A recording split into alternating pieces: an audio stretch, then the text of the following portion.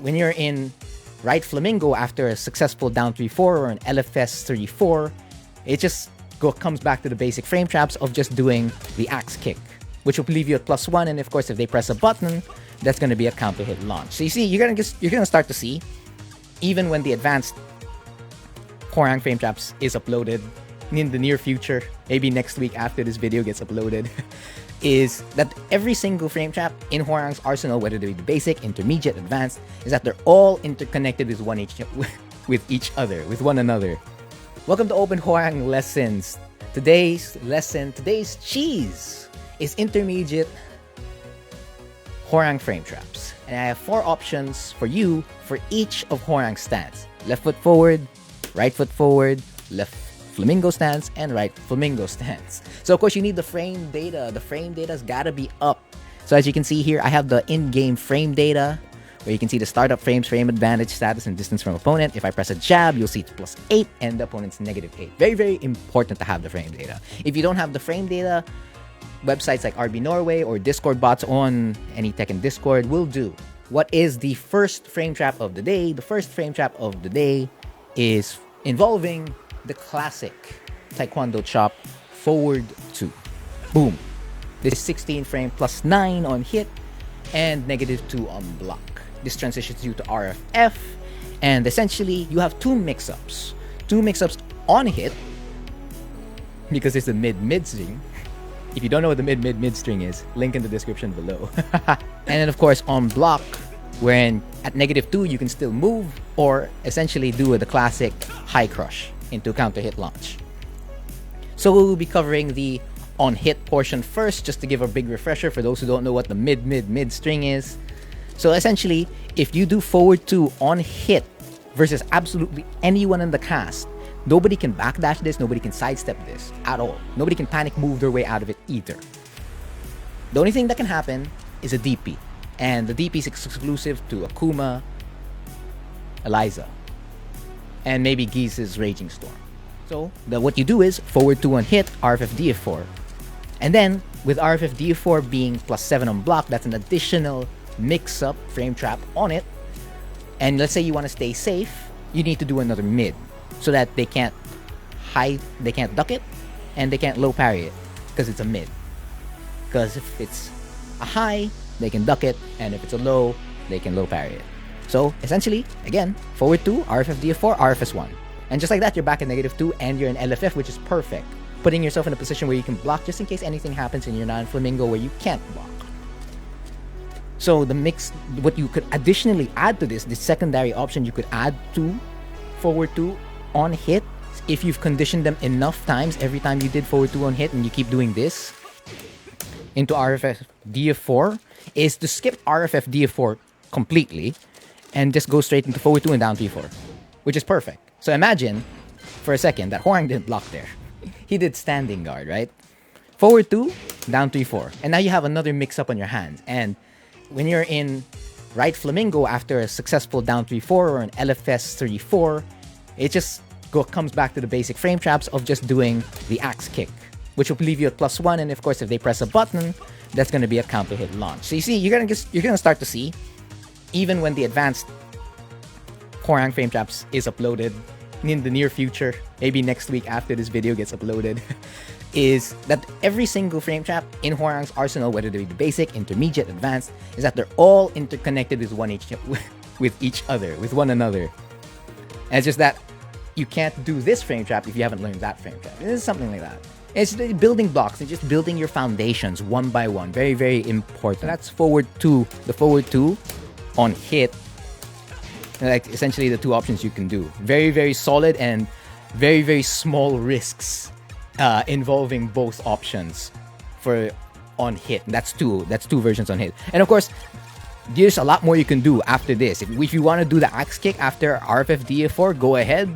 Or you want to do the hell sweep after, go ahead. The choice is yours. By this point, you should be very, very familiar and acclimated with most of Hwoarang's moves and options from Flamingo, and just mix and mash them from there. Now we're gonna go straight to the on block portion of this. So again, forward 2 is -2 on block. At -2, essentially you could press your jab, but that's 10 frames. And since you're -2, you have to add 2 frames to that. So that's a 12 frame jab. If Hwoarang here jabs against me, and let's have him do that right here. So if we ask him to jab right after it, I'll block forward 2 and jab, he'll never win. So essentially, that means you cannot exactly press.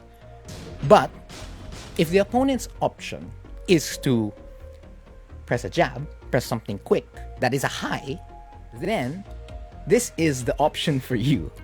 And a lot of Hwoarangs have been doing this ever since RFF back 4 earned for some reason counter hit launching properties. So what you do is forward 2 into back 4.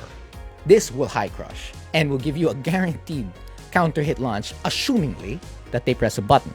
So I'm going to press again after forward 2 on block, and I'm going to lose. Now there it didn't counter hit launch because there'll be instances like that. But if I press something else, that's a counter hit launch. And that's what Hwoarang loves at this point. So you're preventing them from pressing any high after forward 2 on block. So you do this, and you're like, no. It's my turn. It's not your turn. It's my turn. That's exactly what you're saying as Hwoarang. It's my turn. I'm just gonna take this high crushing counter hit launcher into your face. But you gotta remember it's a high. And that's not the only option you can do. Essentially, the other thing you can do, if you want to interrupt them, you want to keep your frames, is instead of going for a high crush to interrupt them with RFF back 4, you could essentially do the classic down jab. And if you do the down jab, and let's say the retaliation is essentially still going to be a high, they're going to lose. And if it's a 13 frame DF1, even if frame-wise they should be ahead at 11, that is if you do down 2. Down 2 is the slower down jab because that's 11 frames, so that'll essentially trade. But if you're doing down 1 versus a 13 frame mid, you will have the advantage all the time. What the main risk of this is that you can step or even essentially just backdash the down jab. Same goes for, RFF back 4, but RFF back 4 would be a little bit slightly difficult to backdash because it's slightly longer than a down jab.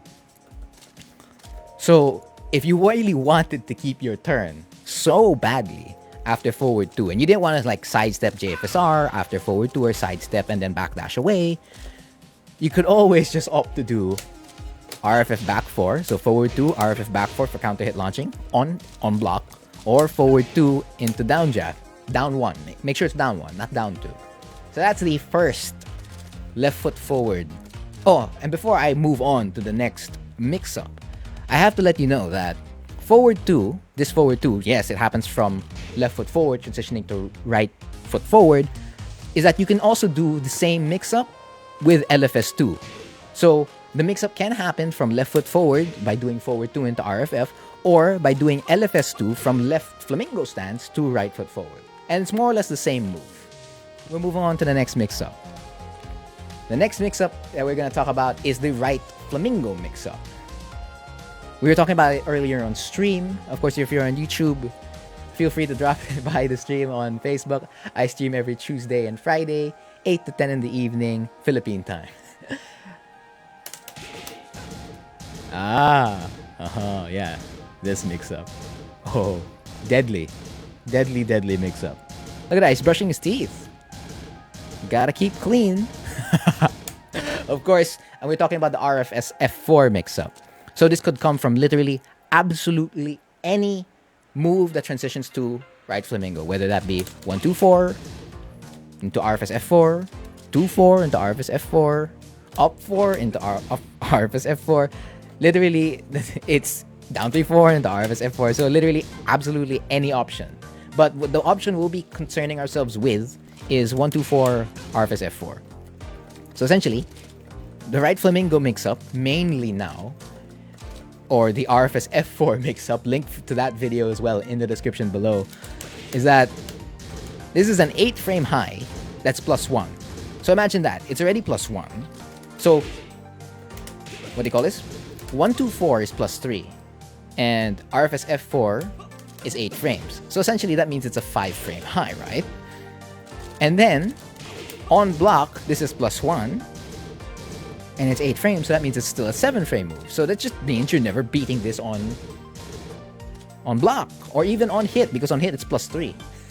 But the mix-up on hit and on block is more or less the same. You want to force your opponent to duck or to press a button, a standing retaliation, so that you can counter hit launch them. So if we have Hwoarang here again, cover and do the move 1 2 4, and let's have him do one RFS F4 first, right?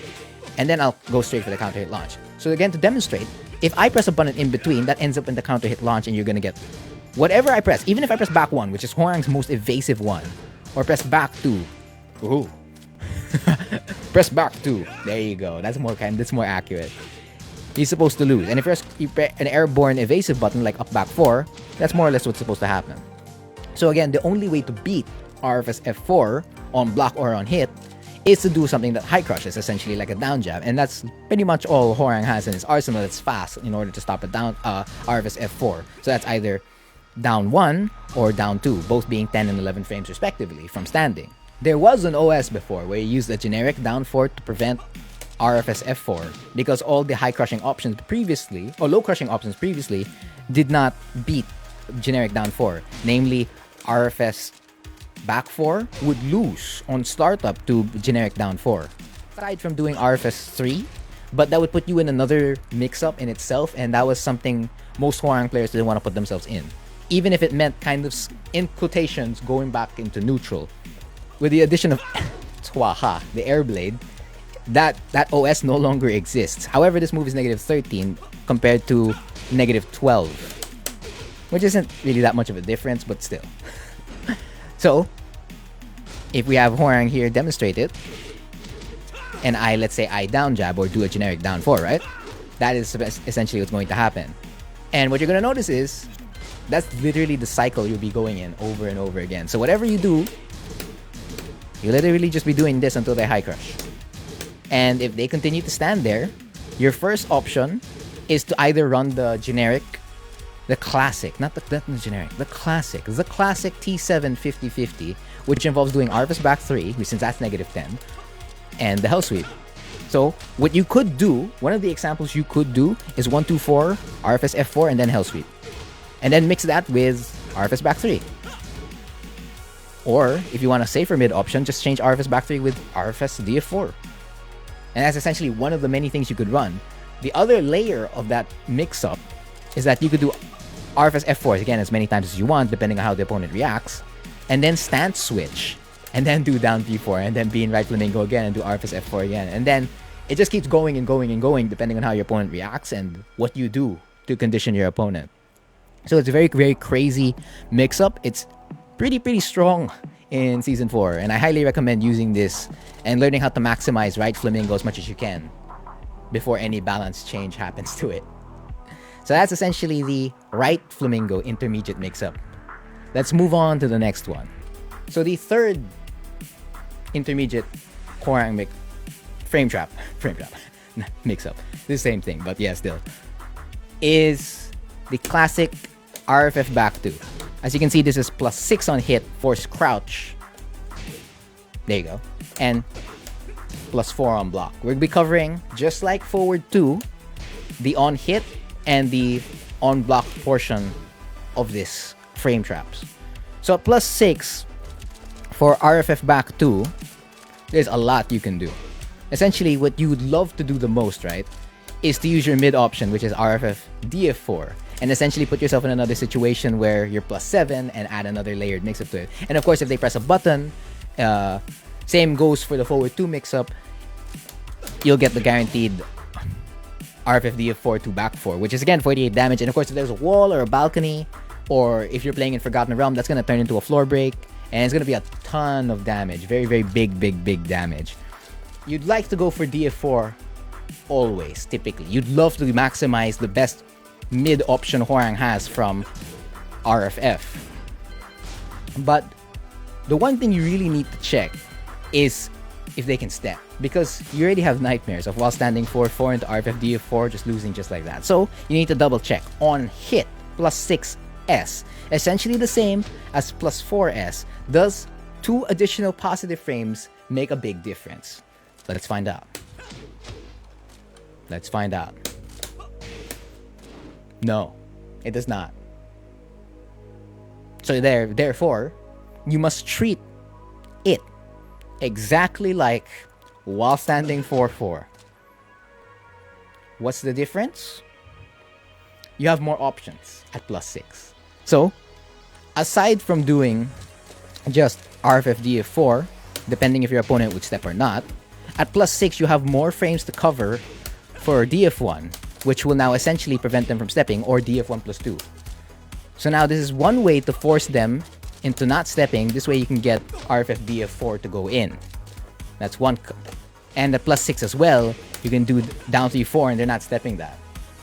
And another thing that you could do is RFF 2-4, and they're not going to be stepping that as well, including in while standing 4-4 situation. RFF 2-4 is very, very reliable in that situation, most especially since it's a 2-hit string, and then you can do RFS F4 that might prevent any while standing move that they may potentially do to punish you from sidestep ducking right and then attempting to launch or getting a free hit.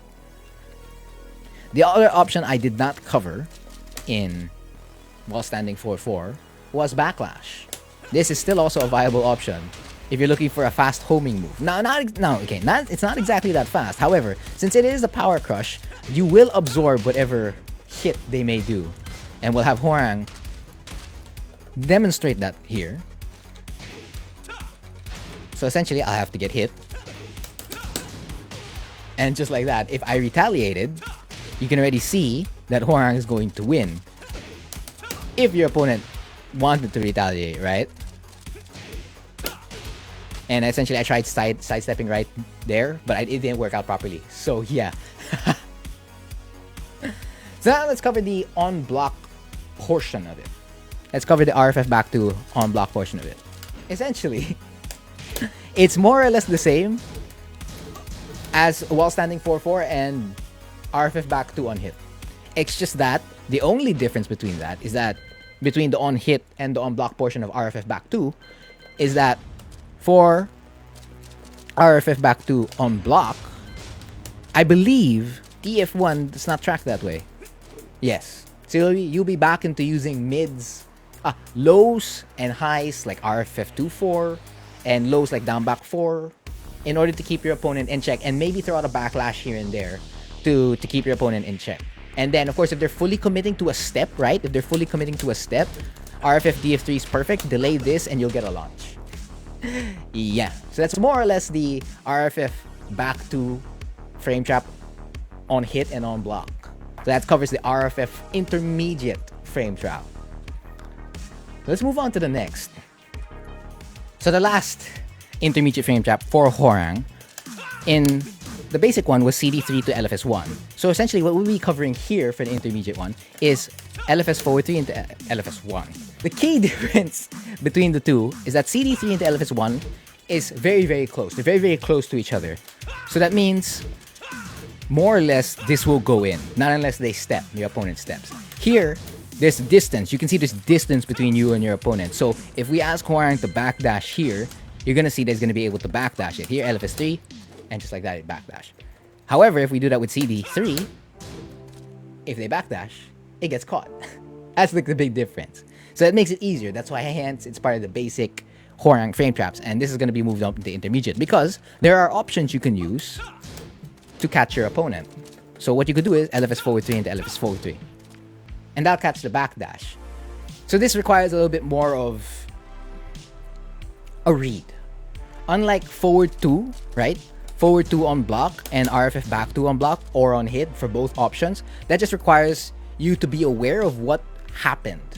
Oh, did it hit or is it blocked? And then you use the next option accordingly. Here, you have to make that read. Okay, are they going to backdash? Are they going to sidestep? Because if he doesn't backdash, right? This is going to catch him if he doesn't backdash. But if he does backdash, if we're not including just stepping the move, he's going to avoid that. And so you have to make sure you find ways to cover it. And this is one of the common ways to cover that situation by doing LFS forward 3 into LFS forward 3 into itself. Or doing LFS forward 3 into LFS back 3. But this is a little bit slightly more risky. And this will cover, again, if they step, right? Let's, again, step towards the left because, again, it's the best way to beat left flamingo. So again, if we show that here, and we do LFS 1, he's going to lose. And if we do LFS forward 3 into LFS forward 3, he's going to lose. Because it's not homing like Bex. So essentially what you have to do is this. You have to do back 3 or DF3. That'll cover, what do you call this? If they step towards the right, not towards the left. So essentially that's your best option. And other options would whiff. Yeah, so that's pretty much all you can do. So it's a risk because if you get your read right, let's say essentially your read is right, you'll get the hit. And if your read was wrong, what's going to happen is it's going to whiff. However, if your read is right again, you reap the rewards of getting a +5 or a +4 situation again, which in itself is kind of a mix-up in itself towards you, the Hwoarang player, and your opponent. So you always have to make sure you have gathered the information versus your opponent. So this is like an information gathering device with some slight risks here and there compared to CD3. The only difference is that CD3 is only available through left foot forward and it's a crouch dash move. This is available in left flamingo and is, quite frankly, easier to execute compared to doing a crouch dash motion. And this one you don't have to worry about the number of its frame startup changing because it's always going to be 19 to 20 frames. Well, this could change depending on how fast you get CD3 to go in. So while CD3 is a little bit more reliable with it being closer in gap, left flamingo forward 3 opens up options. Like as soon as you figure out how to deal with the backdashing and the stepping, and then you finally get to reap the rewards of these reads, whether that be getting the LFS 1 or like LFS forward 3 into itself for a counter hit launch, or like just preventing the backdash in general, or baiting, the most important part, baiting them to punishing it. So you just do LFS forward 3, you move back and then 1, and then you're safe. Or LFS forward 3, step back and then let flamingo go down and just hold back. Or step back and then do DF3. Like this, it gets a little bit more deep than that. So you could bait their reactions into punishing it. Like if they're gonna step, wait, block, then punish. So you could literally do LFS forward 3, wait for them. Or you could do LFS forward 3 and use the option to prevent them.